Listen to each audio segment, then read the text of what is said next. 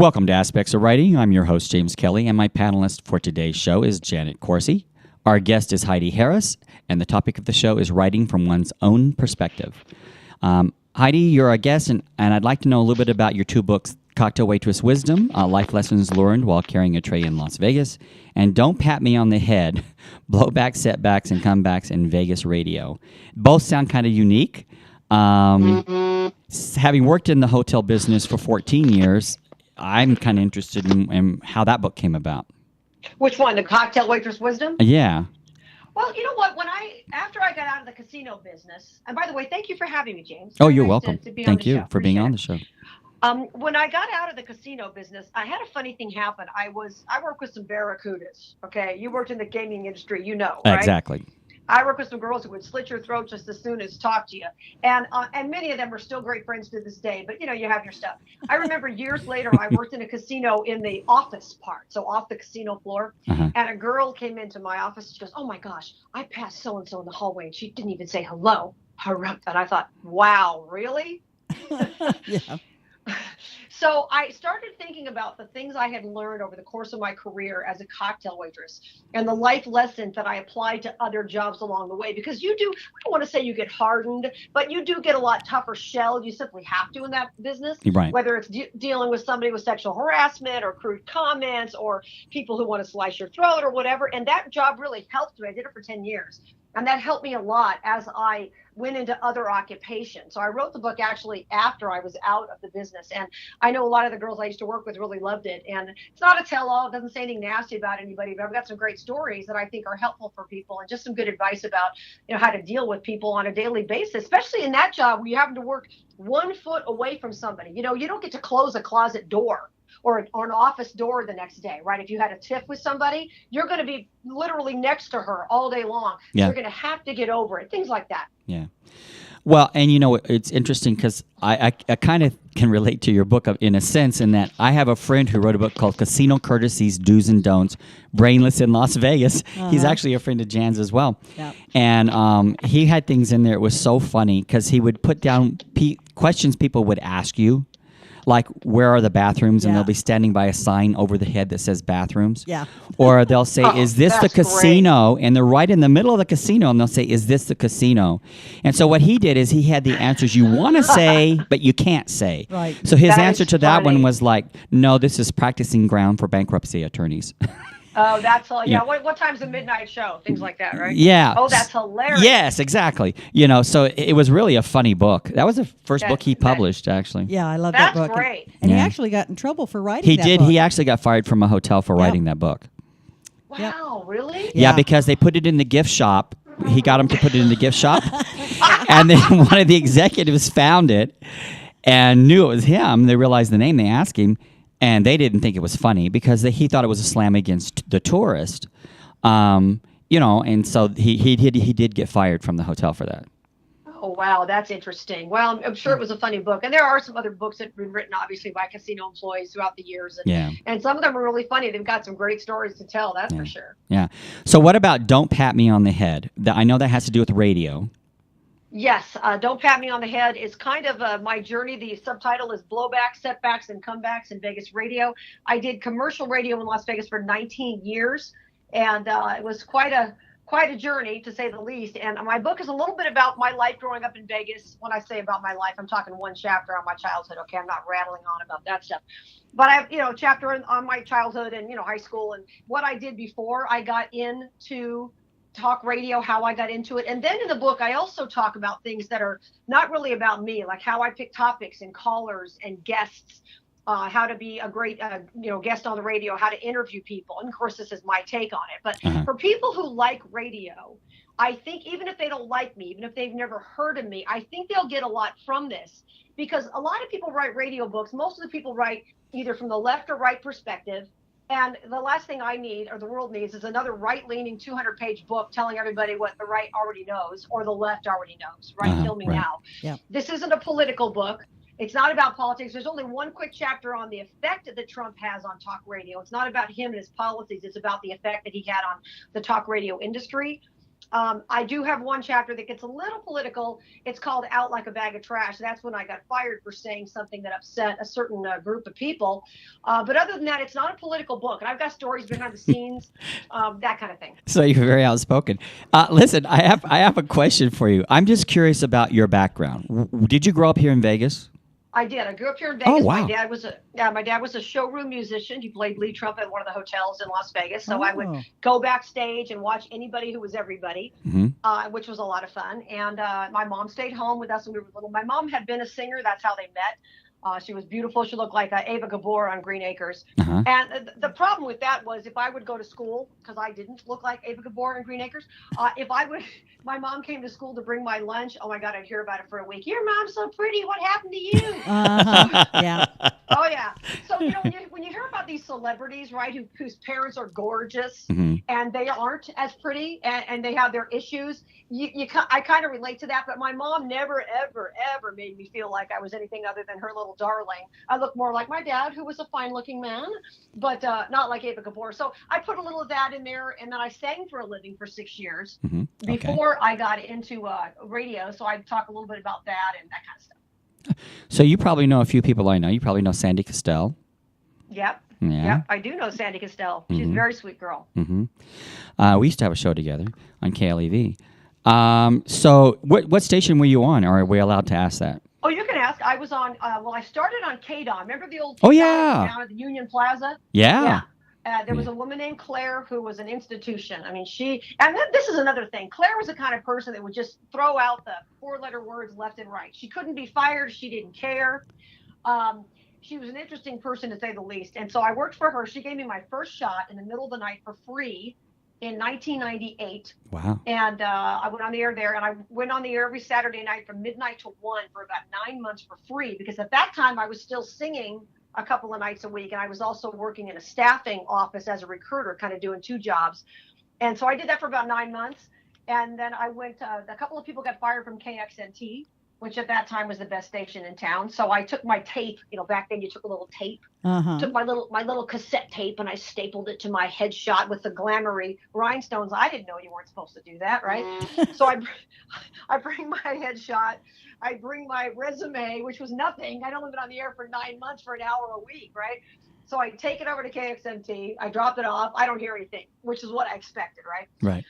And then a couple of weeks later, I heard from the new program director there, who called me, and he said, I'm Gavin Spittle, I'm the new boss, I'd like to talk to you. And then he had me come in and, you fill in, then they gave me a weekend show. Then I did 5 years as a co-host with another guy, and then I wanted to do my own thing, so I left there. And then went to, this is KXNT, then I went to KDON, back to the new KDON. It was bought by new people and redone. Went there, was there for 5 years doing a solo morning show. And then I got recruited by Los Angeles about the same time that KDON fired me for something I didn't say, because I refused to apologize.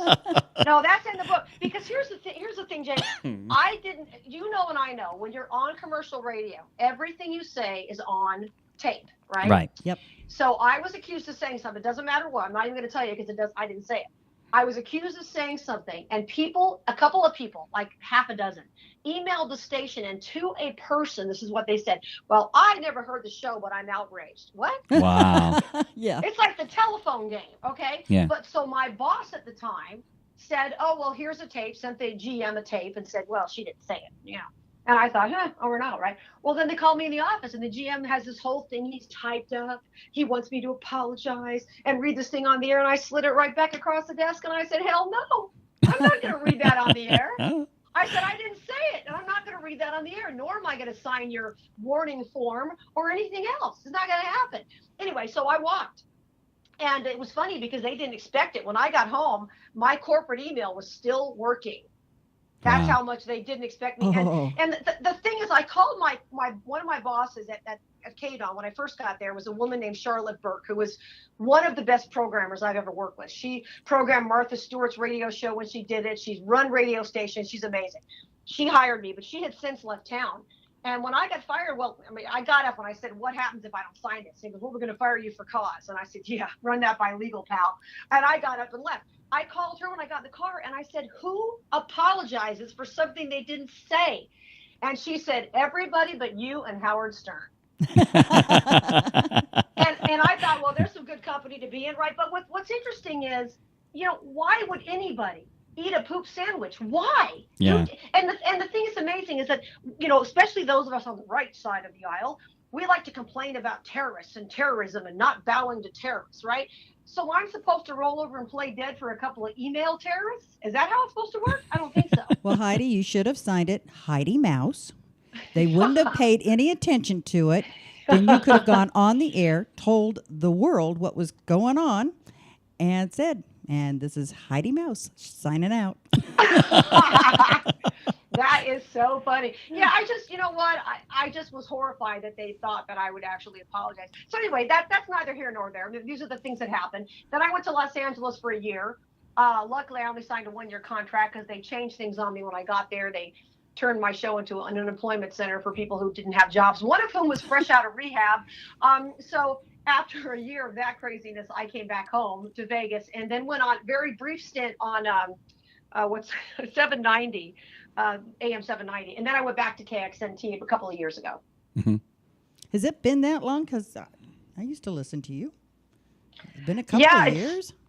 What that I was at KXNT? No, at 790. Is that KNX? I don't know. That's KBET. Yeah, I was there. Let's see, I was there about a year and a half, I guess. I did a thing called the Heidi Harris Files where they would run that during the morning, and then I did an evening show. Yep. Yeah, I did it for I guess a year and a half or something. Yeah. Oh, I used to listen to you. KXNT.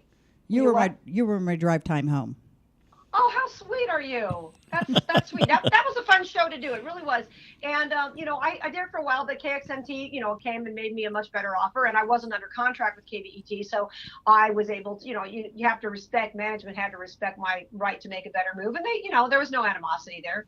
Nobody gave me a hard time at KBET. It was a great place to be for a while. And then I went back to KXNT. And then my boss, who had been at KBET, he also came over to KXNT. So it was great to have him because I just thought the world of him. So it's a crazy business. It is a crazy business. Be nice to people because you're going to see them again. Yeah. That's it. It actually is true. Yeah. Everyone comes, everything turns back around. Yeah. So, all right, so you've been on radio for 19 years. And how did you decide to do radio? Is it because of when you went down to the plaza and they just asked you to? No, you know what happened? I started listening to talk radio when I was probably in my 20s. Because I just couldn't take the DJs and their stupid, dirty jokes at 7 o'clock in the morning. Mm-hmm. And this is back when I was working at a casino. And so I would turn on KDON, the old KDON. There were a couple of guys on in the morning. They called themselves the Snooze Busters. And they were corny, but at least they weren't annoying, right? So I listened to them. And then my mom said to me, well, you should listen to Rush Limbaugh. You sound just like him. She meant politically, but I'd never heard of the guy. I mean, I don't need Rush Limbaugh to tell me what to think about anything. I was already very conservative in my thinking. So I started listening to him and some other people. I didn't just listen to right-wingers. Of course, there weren't that many then. But I listened to, psychologists on the radio, and I'd listen to local talk. And when I was singing and driving to Laughlin and Mesquite and places like that, I would listen to some local talk and that kind of thing, never thinking that I would do it for a living. And then about, 1995 or 6, I got to chit-chat with some folks. And a lot of people said to me, you ought to try it because you have, a lot of opinions. You'd probably be good at this.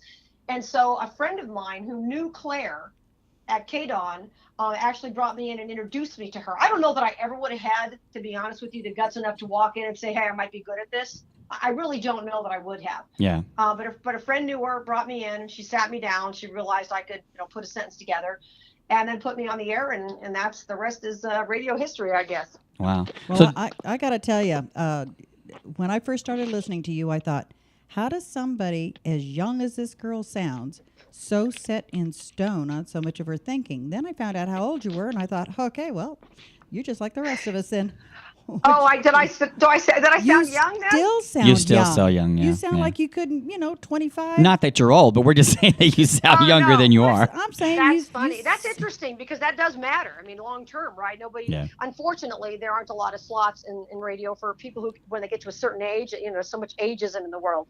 That's interesting. I never thought about that. People have said to me or in the past, well, I always thought you were short with dark hair. When they meet me, they were always confused that I wasn't what they thought.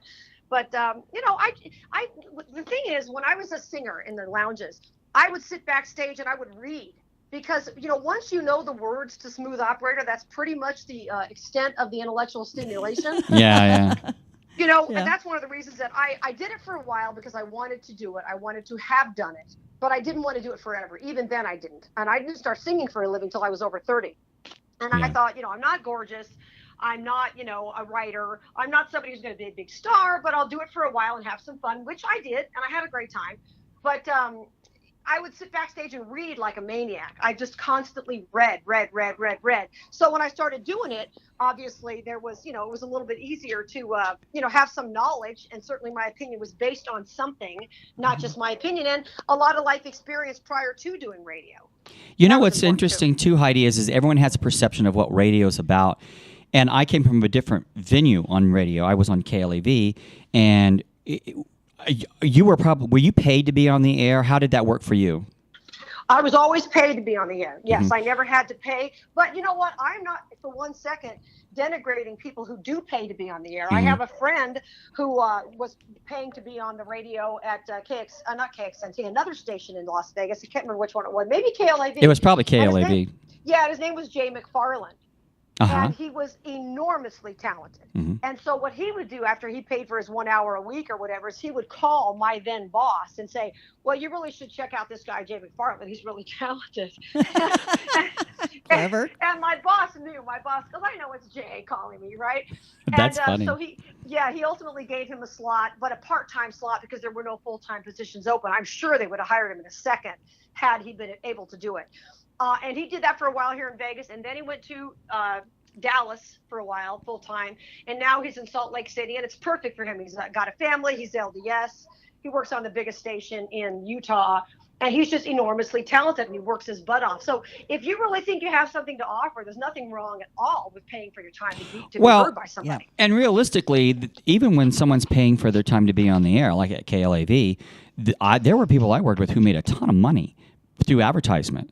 The good thing is you own your show. You own your show, so you can, put in your time slot whatever ads you want. So it can be a very productive thing because they don't get a cut of that. They only get commercial time before or after your show. Yeah. So there's the good and the bad to both. The good is if you're on a station where they're paying you, obviously you're being paid. I don't know if you get percentages of the advertisement or not. So there's the good and the bad of both. Well, yeah, when I was paid by these stations that I was on, I was paid a certain amount of money depending on the station. And I also would get paid if I did live reads, things like that for advertisers. I was paid for that. So you can make some decent money with that if you're getting the right advertisers. And if you're careful with your brand, you have to be very careful not to do everybody's ads. Everybody in the world will come to you. And I have a chapter in my book all about that. By the way, the book, don't pat me on the head. I do have a chapter in my book on that. It's called, I think it's a little subchapter about protecting your brand. Yeah. And I think that's so important because, let's say, for example, you're in Hollywood and you're an actor and you're trying so hard to be seen, right? And you finally get a role and somebody gives you that movie, whatever. You get there and now everybody comes to you with everything. Right. So once you have achieved some modicum of success, you've got to protect your brand because things will turn all of a sudden at some point, even if you don't see yourself this way. And I have never seen myself as anything other than just a working stiff who does my job in public. I'm not somebody because I'm on the radio. I've never ever thought of myself as anything like that. But other people will see you that way. Right. Yeah. All of a sudden, they'll pack their lunch because you're there. All of a sudden they can try to make money off of you. So suddenly things will come at you that will diminish your brand. And you have to be fanatic about protecting that. Yeah. Well, you sound like the Energizer Bunny. Yeah. Just to have it's Excedrin. It's Excedrin. It's Excedrin. God's gift to humanity. On the seventh day, God made Excedrin. I've been doing it wrong all this time. Well, it is interesting, too. I like the fact that you wrote these books on your perspective because, and that's what this whole show today is about, is like, there's nothing wrong with taking what is your perspective and putting it out there. Especially if you have a talk show to go with it. That's even better. But when I've never looked at myself the same way with you. When I'm on the air with someone, I never look at myself as being anything other than just me. I think one time I walked out somewhere and someone said, "Here comes the star," and I'm thinking, and I looked to see who they were talking about. Where? I have no Right. idea who they were talking about. Right. In my eyes, I'm not at all. I'm nobody. I'm just a radio host. Yeah. Right. So- I think that's important because if you start to believe that, you'll wind up in a world of hurt. And also, this business is so crazy that if you put your stock in some stupid job title that can be taken away from you, then that's a real problem. And I know some people who are like that. They get fired and I don't know what I'm going to do. I'm off the air. I'm not anybody. Well, and I don't want to get too spiritual. I know this isn't that kind of show, but I'm a Christian. I'm somebody because I'm a Christian, and I believe I'm somebody because God makes me somebody, not because of any job title that I have. Yeah. And so if I get fired from a job and I walk out of there, I've still got my relationship with Him because that's the only thing that really matters. Anything else, anything that can be taken from you is not something you should ever put your stock in, ever. Well, I think you have to have pride in yourself above everything else. Yeah. And in Well, essence, that's the same thing you're saying. Well, I mean, I don't have pride in myself, but I have a certain amount of confidence in what I do. But I also know that there are tons of people. It's like if you're the only person in your group of folks who's a talk show host, I'll go, oh, wow, look how impressive he is. And then you go to a building where there are 500 talk show hosts, and you realize, Right. there are tons of people as good as you are or better than you are, no matter who you are. If you're a ballerina or if you're an aircraft mechanic or whatever, there's always going to be somebody better, smarter, prettier. You just can't drive yourself crazy worrying about that. Or if you make the mistake of telling somebody you're a radio show host, and they'll say, "Would I know you?" Right. Yeah. That is Now funny. you feel small. I did. That's funny. I did put a chapter in my book on that, but I approached it a little bit differently. I don't like people. Let's say I'm at a friend's party, and there will be people who recognize me most of the time, even if not by sight when I talk. I'm hoping not, That's but right. sometimes it happens. But you know what I do? I don't want anybody to make a fuss over me at somebody else's event. I just want to be like my neighbor Heidi. Because once somebody, let's say, for example, that person doesn't know who I am, doesn't know what I do, then immediately they start in with, well, do you ever have any interesting people on your show? No, should I? I think all my guests are interesting, so I don't know why wouldn't someone even ask that. But Well, because they're trying to fish to be on the show. And now if you don't immediately book them because they wrote the great American novel or for whatever reason, now instead of just having a nice time at your friend's party, now you're the jerk who thinks she's too good to put me on her radio show. No, I just want to be Heidi, hand me a hamburger. That's all I want to be. Yeah. Yeah, and it is interesting too. I have guests on who have never written a book. I just actually wrote a gentleman today who's getting ready to write his first book, and I like to interview those type authors. Jan started on my show that way. Jan actually was an experiment on the show. She had a 10-minute segment. I'm still an experiment. Called Mentoring Jan. And that's what we did. 10 minutes out of the show, we talked to her about where she was with her writing when it came to getting it edited. And then we went to the marketing and, publishing it, everything on the air. Yeah. That went over That's 2 great. months, I think. Yeah. 2-month period. Even all the way to hiring someone to promote her. Right. So, I like people from every walk of life when it comes to the writing aspect. That's what the show is about. It's out there to help the writers. And that's why we're talking about writing from your own perspective. And you're giving a great idea on how important it is and how you can go about writing from your own perspective. And there's nothing wrong with that. Your views are your views. They're not written for one specific person. Right. Right. Well, I think another thing that encouraged me quite a bit was I had thought about writing a book. Somebody met me at some event and they said, how'd you get into talk radio? And I thought, you know what? I don't have an elevator speech. And listen, James, I don't think I'm any big thing, but I think I have an interesting story that I hope is encouraging to people about how I got into it, how I stayed in it in what a lot of people would call a male-dominated industry, which I don't mind because I love men. I think they're great. But I talk about that in the book. So it's not that I'm so fascinating. It's just that I think it'll be encouraging. For example, when you have a boss who loves you on Friday and the new boss on Monday thinks you suck. Jan can relate to that. Oh, yeah. Right. Who hasn't been through a coaching change? So the book is more to be less about me, I think, than just an encouragement for people to go, yes. Because when I saw Private Parts, Howard Stern's movie, I didn't see it till just a few years ago.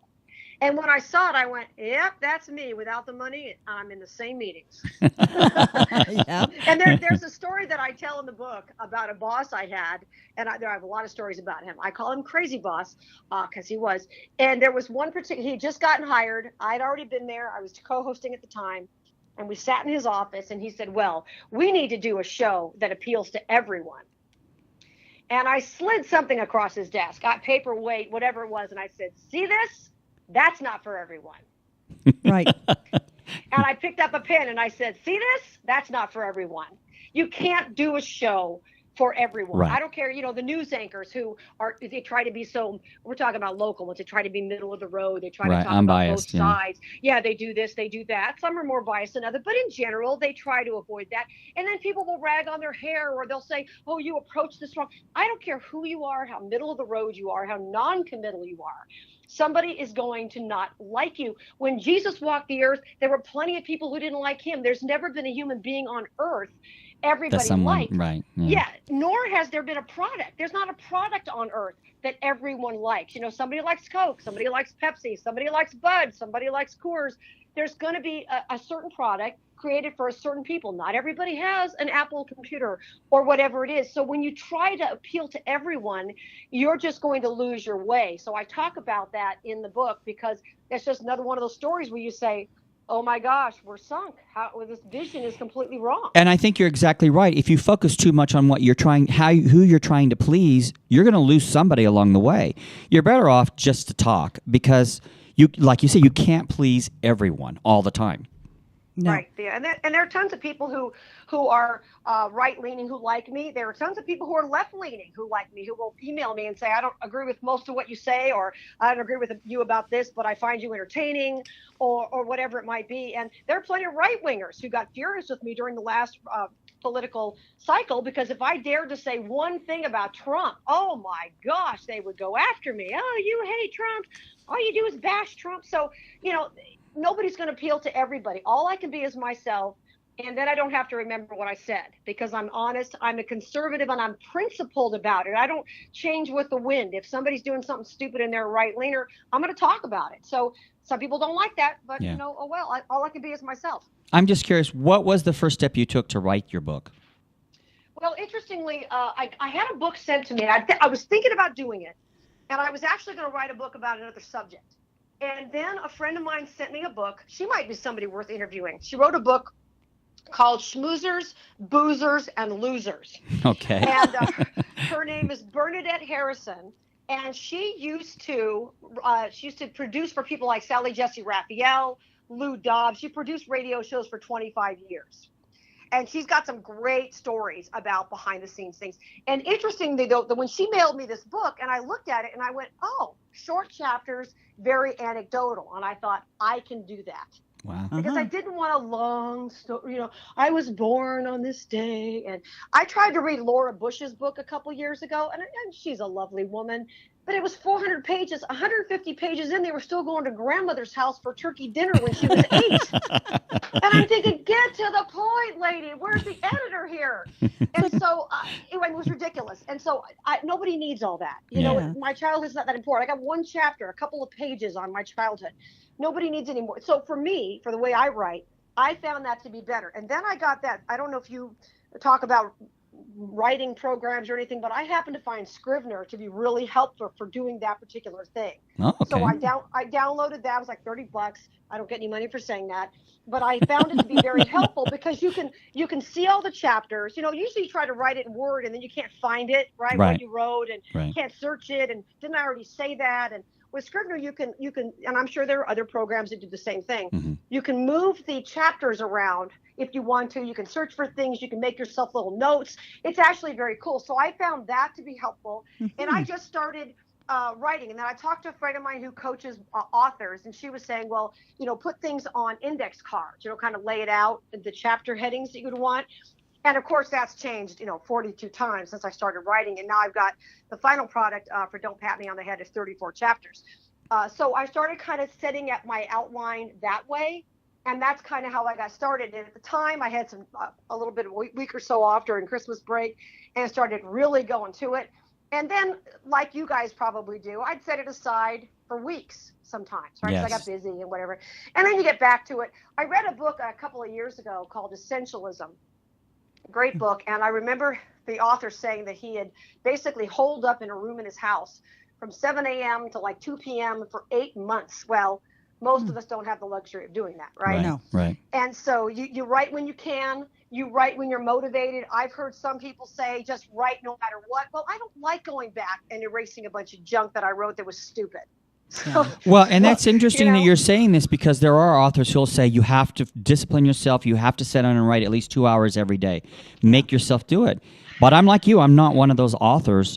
I have to be inspired. I can't just Right. sit down and force myself to do it. It has to be Yeah. on my terms when I'm ready to do it.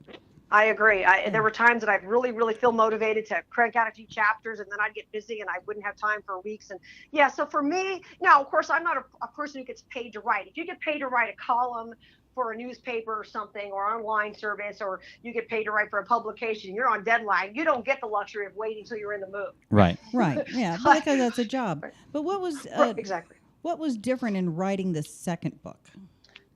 Well, I wrote a lot more detailed book. The second time it was about a different topic. Some people complained that my first book was too short, but it was kind of designed to be a gift shop book. It wasn't designed to be, war and peace. Right. So Yeah. I wrote something totally different. So the second time it just was a lot more detailed, and I had a lot of stories about my career. And I thought it would be helpful for people to know how we come to decisions about topics, about guests, about callers, some interviewing tips. And it's not that I think I'm the end all be all, authority on all this, but everybody's an authority on their own book, right? Right. And one of the things that I put in there about interviewing is, and this is something I see unfortunately happening too much, is when people have a guest on, they're trying to beat them into submission.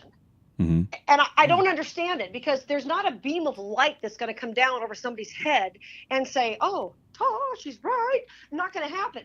And I've interviewed everybody from drone protesters to Madeleine Albright to Gene Simmons to, Donald Trump and everybody in between.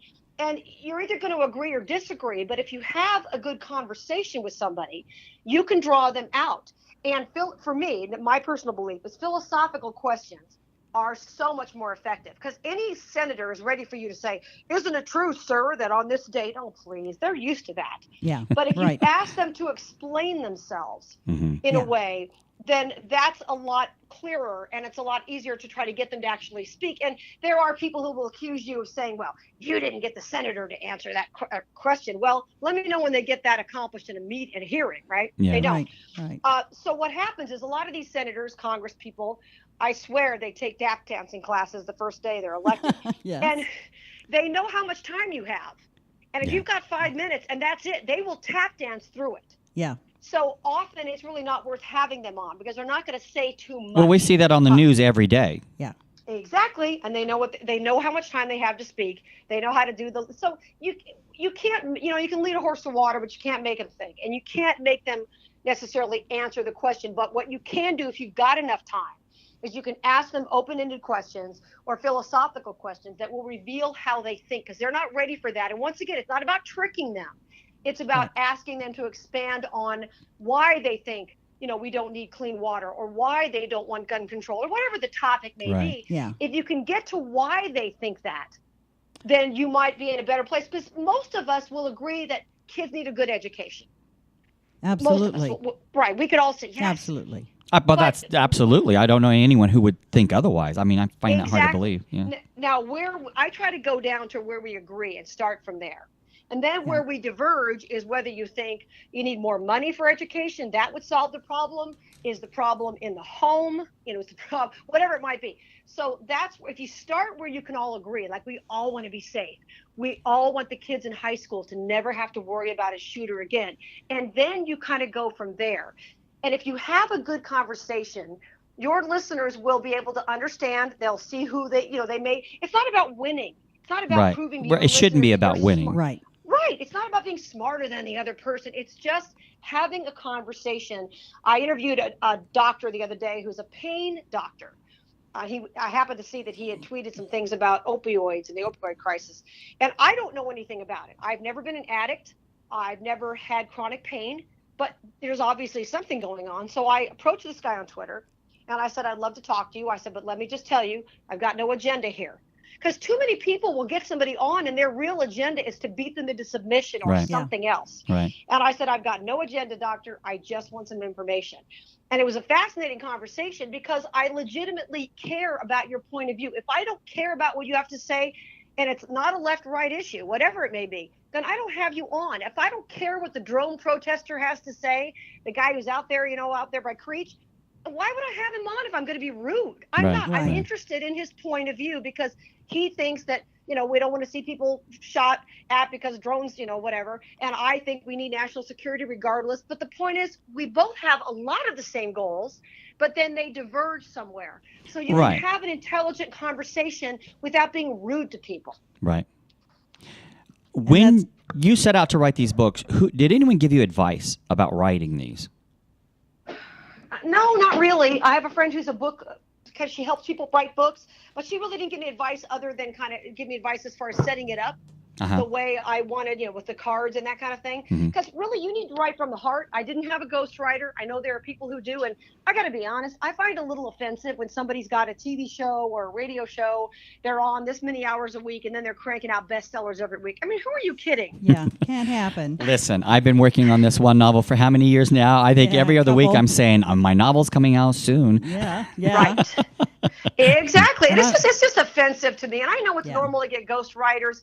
And I realize if let me pick somebody, Megyn Kelly, who came out with a book a year or so ago, which I didn't care to read. I don't dislike her one way or the other, but I didn't care to spend my time on it. But a lot of times they'll just sit down and they'll dictate and someone Right. else will type it and do all the work. And that's okay. It doesn't make you a bad person. Right. But don't say that you're writing all of these books when the reality is you're not in there doing the trenches like you and I are. Right. And I think that's the reality of what you're saying is that I do have people constantly on my show because I have authors on my show and they're always saying, when's your book going to be finished? Why isn't it done yet? And they don't understand. It takes a lot of time to do a show for one thing and a lot of Right. research and, Yep. lining up your guest. I'm a one-man show in that respect. So, Right. it's not always that easy. And it's hard for them to comprehend that. Well, so I'm glad you're talking a little bit about radio because everyone thinks you just come, turn the mic on and go to town. talk. Yeah. Oh, that's so funny. And Yeah. there are people who do. I would get up when I did mornings. I'd get up at 2 or 3 in the morning, 3 at the latest. And I would get up and hit the internet, pull whatever stories that I thought were of interest that day. There are all kinds of ways of doing it. I know people who will use prep services. And the thing my belief is if you're using the Drudge Report, come on, please, that's not where the world lives.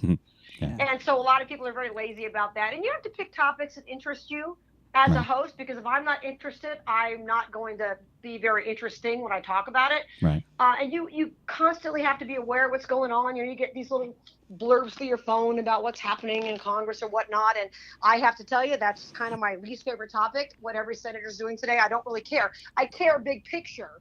Right. But I Yeah. don't get into the weeds on all the stupidity. And so you still have to be aware of it. And then when I would prep, I would have a certain amount of stuff. Let's say, for example, there was a certain stack of paperwork that I was going to talk about this for sure. And then there was the maybe stuff. And then there was a stack of stuff that I just needed to know about, even if I wasn't going to use it on the air. Right. So there was that. And then when I did morning drive, I worked with a couple of people who did not do my prep for me. They didn't do my work for me, but they would be there on the internet, on Twitter. So would I throughout the morning show. And the advantage of the Pacific morning show is that a lot of East Coast news is breaking as you're getting up. Yeah. And so you can change topics on a dime if you Yeah. need to. And so that's the great thing about it. It's always fun if something crazy happens, you can talk about it. Yeah. So in the process of writing these 2 books, did you do research and did you use the internet and library? How did you You know or what? did you? I did it because I don't have the time. Now, if I Okay, that's honest. I could have, but I really didn't. I have a couple other books that I want to write. Some will require more research than others. But, the bottom line is if you've got to get a research assistant for every quote that you put in there or every bit of information, that's either time consuming or it's expensive. Yeah. Yeah. And I had neither the time nor the money to be able to do that. So my book is strictly my opinion. I don't even have any kind of, what do they call that at the end? Not table of contents. What do they call that with the quotes? Not bibliography. Bibliography? Yeah. Well, yeah. What? It's embarrassing. I'm just curious. How did you self-publish? I did it through CreateSpace. Okay. Uh-huh. Yeah, which works well. The people are very nice. It was funny. I looked at it and looked at it and looked at it and then changed things around and had some friends look at it and then changed things around. And I did a marathon about a week before I finally published it. I literally sat there for 14 hours in 2 days and just went through line by line by line by line. Oh, we could have used you. Uh, well, I sent it off to Create Space, and then I didn't even notice that my graphic artist, who I love, who's very talented, the title of the book is Don't Pat Me on the Head, Blowback with no S, Setbacks and Comebacks. Well, I went to Home Depot or Office Depot, whatever, and I got a sign made of the cover of my book because I was going to do a book signing. Uh-huh. And I thought, oh, wouldn't this be funny if? And I looked over, and I had seen this graphic for weeks and didn't catch that she put an S on blowbacks. And I got home and I thought, I'm going to cry. And then I thought, no, I'm going to have a glass of wine. I know. And I called Create Space, and they were so nice. They really were great. And I called them and I said, stop me if you've heard this. And they said, oh, yeah, we've heard this before. About 1,000 times a day. Exactly. But here's the funny thing. I'd already ordered 100 copies of the book before I discovered it. And that's all there right. were some other typos that other people, like listeners, were sending me. I said, please, screenshot it, send me the page number. You're not hurting my feelings. Right. I don't see it anymore. That's a blessing. Yeah. Yes, it might as well be in Croatian because I can't see it anymore. Well, that's the good thing about that process with Create Space, because you can actually go back and make the corrections, and in 24 hours, your new version's up.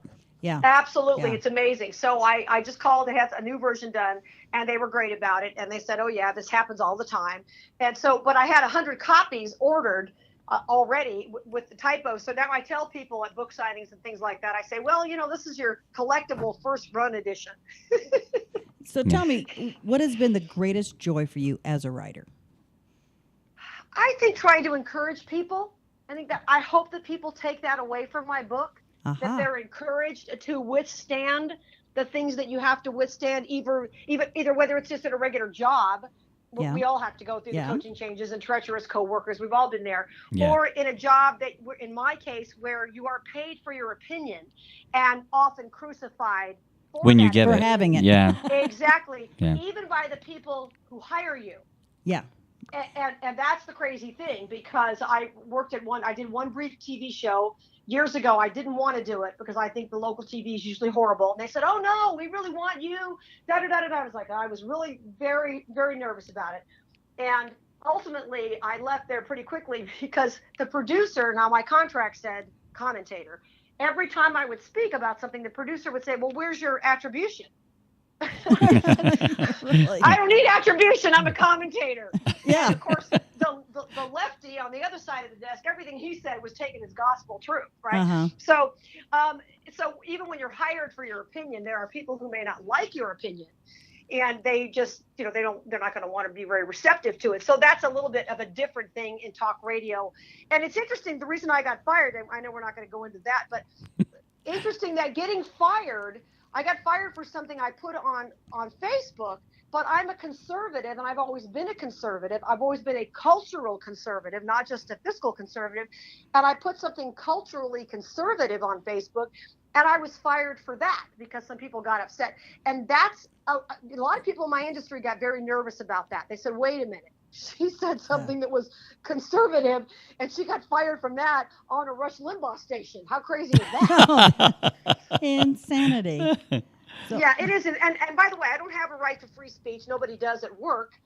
So that wasn't the issue. But it sent shockwaves through the radio community. Yeah. Because they're looking at this and going, oh, my gosh, now what can I say? What can I not say? Right. Yeah. So. Well, what advice would you give to someone who's writing a book, particularly a book written from your own perspective? I would say get a good book writing program. That really helped me tremendously. Mm-hmm. What did you use? Because then you Scrivener. Scrivener is the one I used. Okay. And there may be others. This is the first time I did that way. But I would say get a good book writing program so you can see what you've done. And you can move things around. And then if you think of something you want to add later or a quote you want to add, you can actually see what's happening. To me, that was enormously helpful. And also, I started by kind of doing index cards to write the different topics that I wanted to talk about. That helped a lot. So I think being organized is important. I would keep a notebook handy or a note-taking thing on your phone where you could just write down little ideas that you may have. Mm-hmm. Uh-huh. Because you'll think of something. I'd wake up in the middle of the night and go, oh, my gosh, I forgot to put that Tyler Perry quote in my book. Yeah, right. Or whatever, because I had so many great quotes that I came across over the course of my book writing. And one person who read my book said, after a while I got kind of every chapter didn't have to be a quote at the beginning. And then another person said, well, if you're going to put a quote at the beginning of the chapter, it needs to be every chapter. It needs to be consistent. So, you got two totally different points of view. Yeah. Right? And even going through different editors on different things, if you turn around, hire a proofreader, they're going to tell you something different than the editor told you. So that's very common when it comes to getting your work finished and ready to go to present to the public. But I'm just curious about when it comes to actually, what advice would you give someone who wants to write a book from their own vantage point? Like, you don't hold back. You write what you want to write. Did you talk yourself into saying, do I have to be careful with what I say here, or am I just going to write it? You know what? Not really. I mean, I'm sure there will be people who don't like what was said, but I don't use any names. It's not a bashing book. Because, first of all, if you wrote about what a jerk so-and-so was at your job, I'm sure their version of events would differ slightly. Absolutely. From yours. Yes. So I didn't. I don't think I was cautious about it because people know who I am. They know what I stand for. They know what I've said over the years.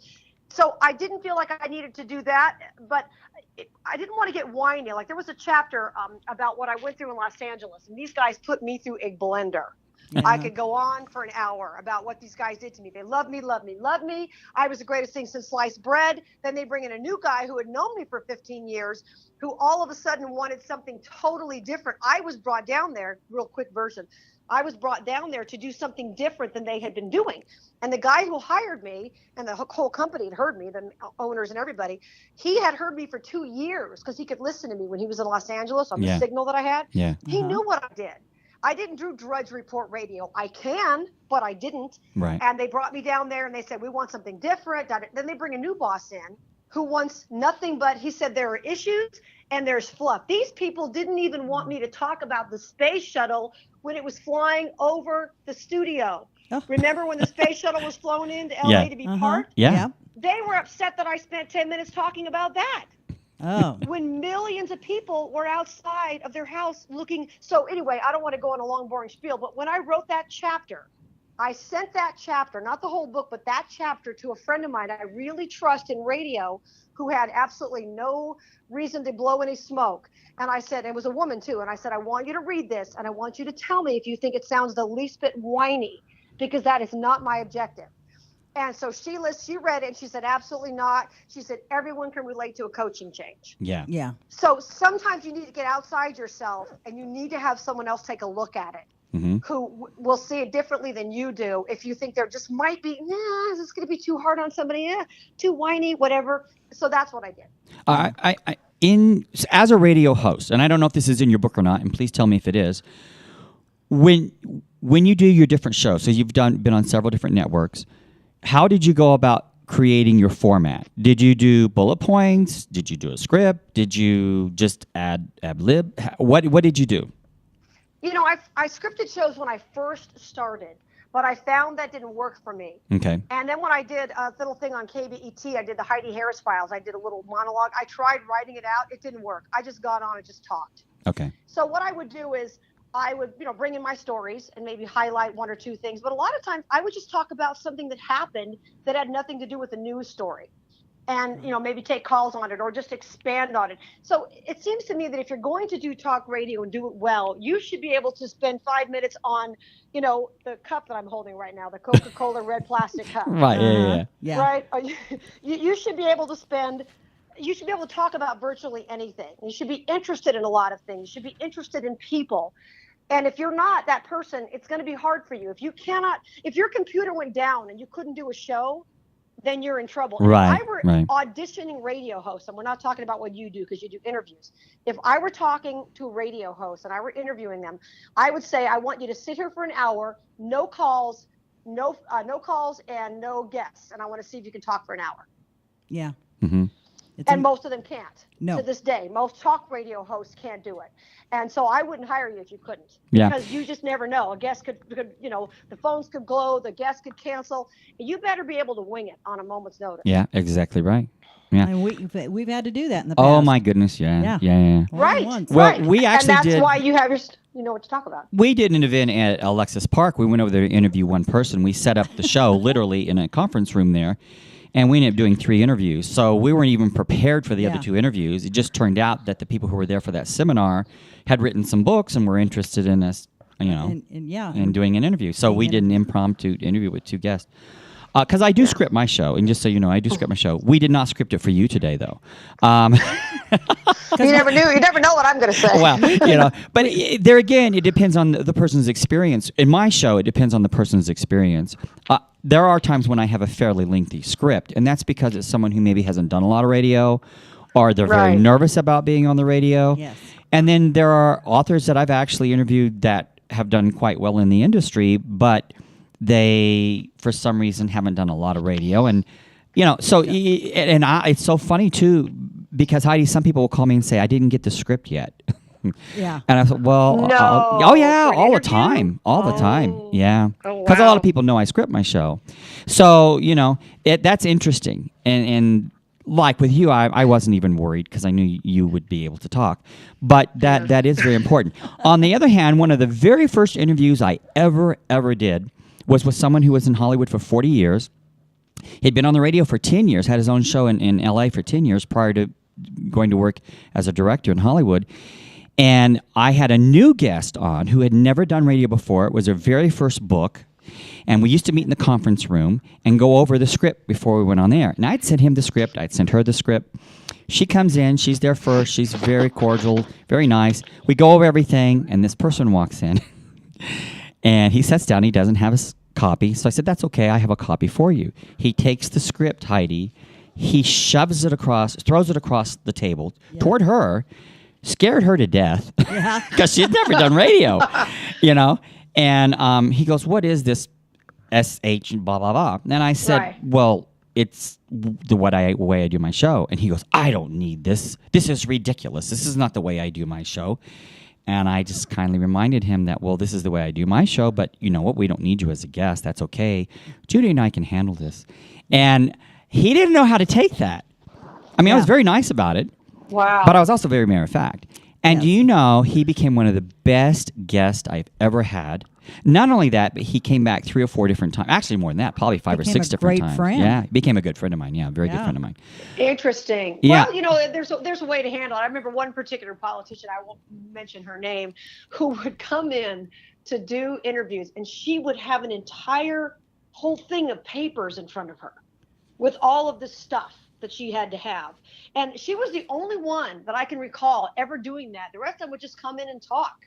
She had all this stuff, and I thought, don't know your stats, honey, or what the deal? It was very funny. You would know her name. I won't mention it, but yeah. So it's interesting. Everybody's different. Some people aren't good off the cuff, and they at least they admit that about themselves. Yeah, I remember there used to be an anchor guy in town who filled in for a guy at one of my stations, and I remember him coming in. He had all this stuff scripted out, and I just thought, oh my gosh, because he only knew how to function with a teleprompter. If you'd taken that away from him, he would have absolutely been helpless. He would have had no idea how to talk.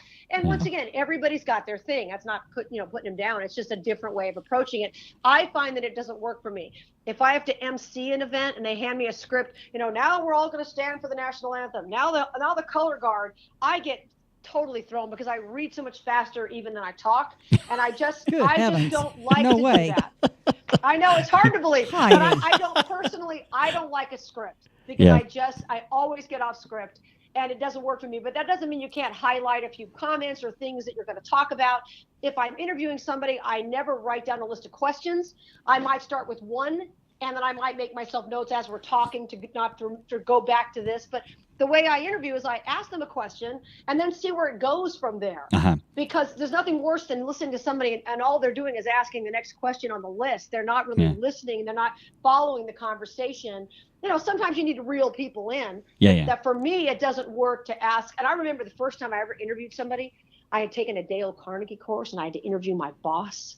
And I'm sitting there and I've got all my papers, my little paper. And I said, okay, and I was asking him questions about his life. And it was so interesting because my boss and his brother, who later grew up to be a U.S. senator, almost got stuck and killed underneath a big rig, under the tires of a big rig, because they had jumped onto it at night. They were like 13 years old. Oh my gosh. Yeah. And they almost got killed. So, the lesson for me there is everybody's got a story. Oh, absolutely. Just show an interest in them. Yeah. Well, I got to tell you, Heidi, for some of us that are a little bit older, sometimes we can't hear as fast as you can talk, too. Oh, that's an issue, isn't it? No. You might have to slow down. No. She always used, I used to do that too, Heidi, and she used to always tell me at the end of the show, Slow James, down. you need to slow down a little bit. Down. I try. I'll try and be better. Yeah. I'll be better. But Hey, you're great. You're great. Not to worry. You know what's interesting, Heidi? The first show I ever did, because I didn't know what I was doing. This was not something that I sought to do at all. It was kind of like someone just asked me to try it, and I don't know what I was even thinking. I don't know why I decided to go along with it even. But when I did the first show, because I did audition before to see how it would sound on the air, when I did that first show, I froze. I did not have a script. I did not have bullet points. And I wasn't certain how to go about doing a radio show. And the next time I did bullet points, because someone said, why don't you try bullet points? And that worked a little better. So that's why I started doing a script, because I thought, you know what, I can't forget the words if they're there. I don't always look at the script, and I don't always read it, because certainly by now I know everything by heart. But the thing is that gave me my confidence. So, for anyone who's out there who's trying to do a show or interested in trying to do something like that, do what makes you comfortable. Yes. And totally that's what's agree. important. Yeah, I think so too. And you've got to do what everybody's got their way of doing it. There's no right or wrong way. It was funny when I first sent my tape to KXNT. So this was me trying to get my first paying job. I sent this tape from my show, and then they had me fill in with a guy named Jonathan Dahl, just kind of sit there with him one night and go back and forth. So the boss walks in after the show and he goes, "Where's the girl on the tape?" And I guess I was so scared, because I was working with a co-host and nervous station and this and that I wasn't showing the personality that I would have shown normally. And when I first started in talk radio, and I've got the tape of the very first night, September 1998, that I went on, and my only focus when I first went on was don't sound stupid. I didn't care about having a sense of humor or any personality, just don't sound stupid. Well, Heidi, we're running out of time, and we're actually down to the last few minutes of the show. Okay. I know, this went so fast. Yeah. It's been so much fun talking It has been fun, and I would like to thank you, Heidi. This is Heidi Harris. And Heidi, where can we learn about your shows? HeidiHarris.com. That's the website. I've got my podcast up there and information about the book. The book, once again, is called Don't Pat Me on the Head. It's on Amazon, and it's on Kindle. I'm going to put the audio version probably up online this week. Okay. Cool. And so just HeidiHarris.com's got all my social media, all my Yeah, and the links are there on your book, I know, because I went there and checked. So yes, indeed you do. And I've got some cool interviews I put up the other day from my old archives, like Henry Hill from Goodfellas fame. I interviewed him before he died. That's a really fun interview. So I've got some cool stuff up there. Cool.